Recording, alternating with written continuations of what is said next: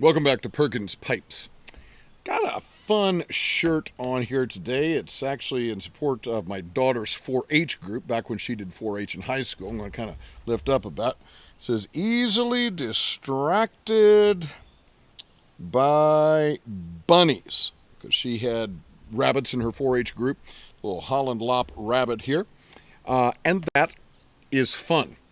For the pipe, got the Medico Foursquare, which in terms of shapes is, I don't know, it's kind of a fun shape. Got a bit of a saddle bit here and the squared off bowl. Makes that a little bit fun. And we are going to be talking about something not just fun, but funny in this episode. As always, let's get this guy lit. Let's get to talking.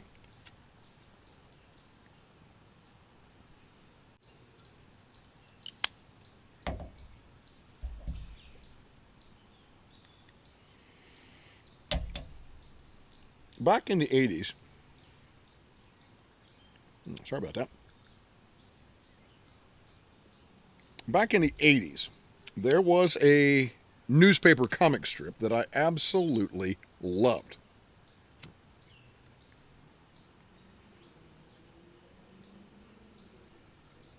So much so, in fact, I got 5 books that were collections of these comic strips. What is that comic strip, you ask? Why, it is none other than Bloom County by Berkeley Breathed. Now, does anybody remember Bloom County? Just early question here in the video. You had Opus the Penguin there. You had, I guess Milo Bloom was the young man there. His friend Mad Dog Binkley. Can't remember who else some of these other characters were. We'll look at some of the others. There was a guy named Steve Dallas. There was Bill the Cat. Bloom County had humor to me that was similar to Doonesbury, but I confess I never really liked Doonesbury. Doonesbury to me, of course you may disagree with this, Doonesbury may have been a favorite of yours, but Doonesbury to me always seemed, as we used to say, too cute by half. In other words,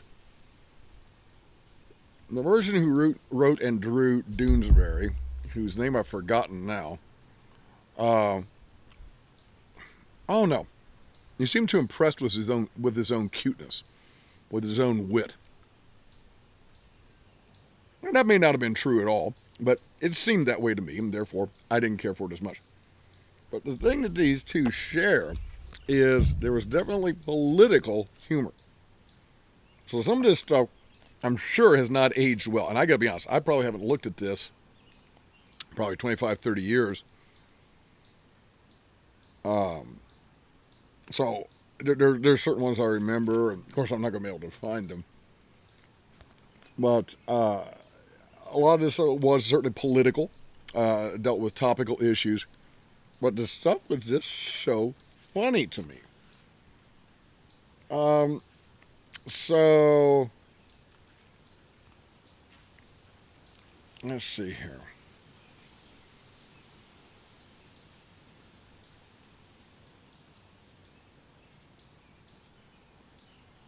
Now this one is, I did look this up a moment ago.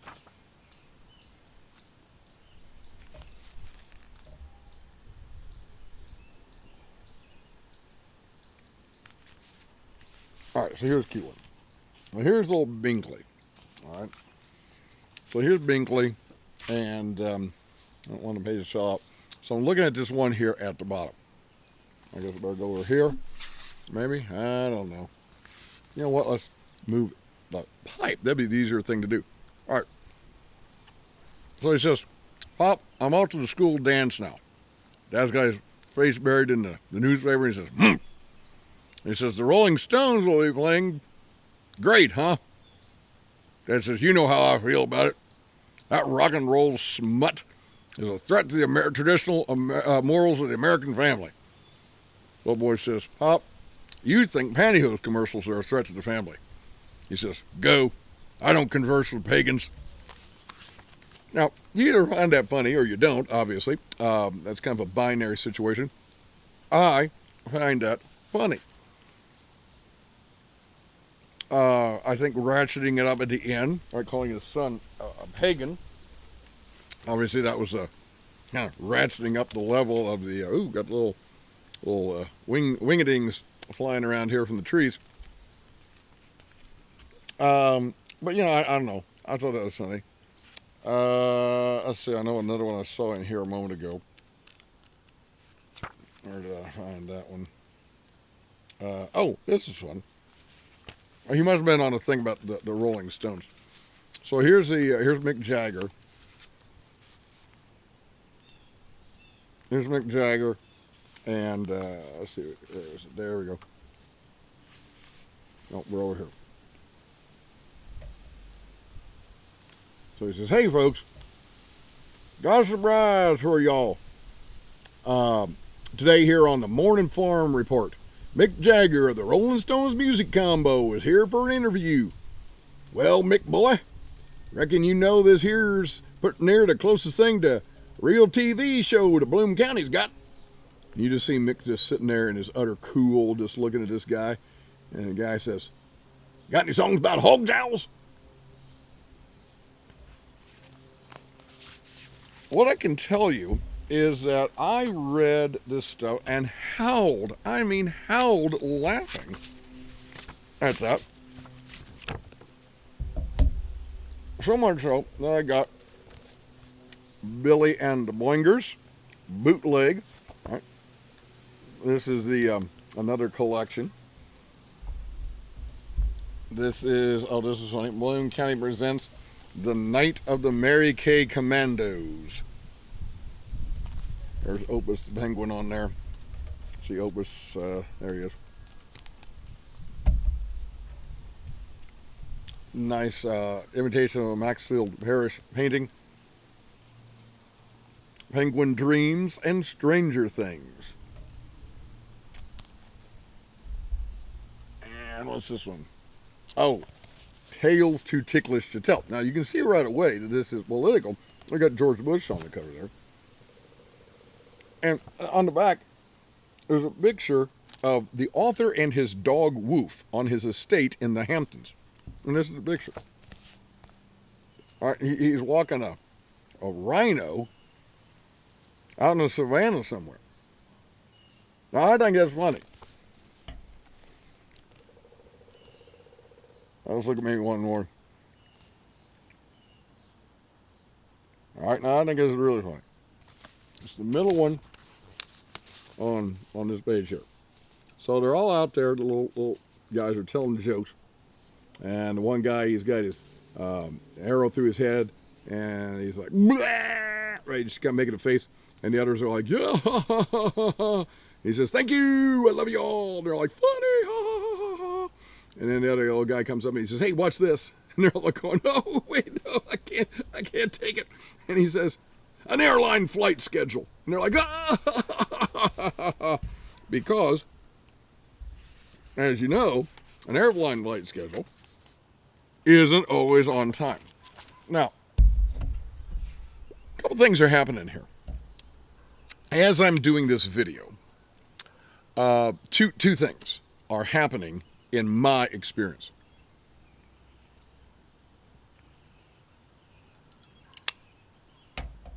One, these don't seem that funny to me right now. And I think part of it is because, well, it's been years since I read this stuff. Maybe I'm in a different place in my mind. What I think far more significant is the fact that while I'm talking to you, this is a recording. We're not having a live chat. And if we were here live and passing the books back and forth, it's, oh, hey, read this one. I think this would be a lot funnier. I think it'd be a lot funnier for me, and I think it'd be a lot funnier for you.